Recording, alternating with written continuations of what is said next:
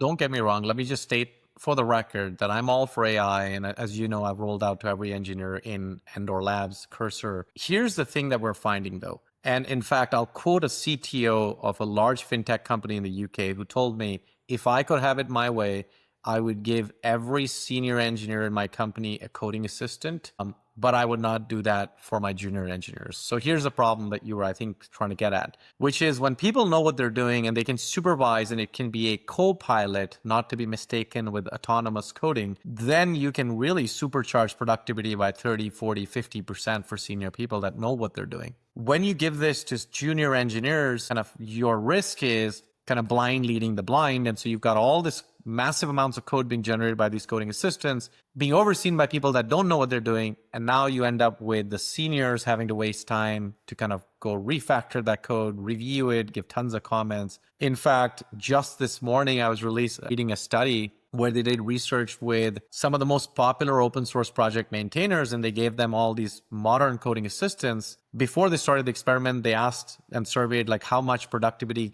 enhancement they think they would have. People pegged it at 24% was the average that people thought they would get in productivity gains. And guess what? At the end of the study, it turns out they were slower by 1%. Call it even, Steven. And so what happened here, right? You can write code much faster. Maintainability, the scalability, the quality, the security of that code isn't at par. And then you fundamentally ask the question, like, what is AI going to get better at near term? And what are the things it can't near term get better at because of just how it's built? The thing that certainly it can't get better at over near term is security. And so why is that? Well, all of these coding assistants are trained on open source software. It's all unlabeled data. They have learned the good, they have learned the bad, they have learned the ugly.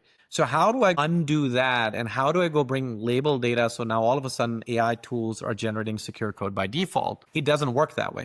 And so what a lot of studies are finding is if you use coding assistants with humans that know what they're doing and with the right context and guardrails. So example being for security, giving it the right context and identifying for the co-pilots when they're generating insecure code, giving them that feedback instantaneously, giving them direction on how to rewrite it, how to fix the vulnerability. They're capable of doing it if you give them the right context. That's essentially what the studies are showing.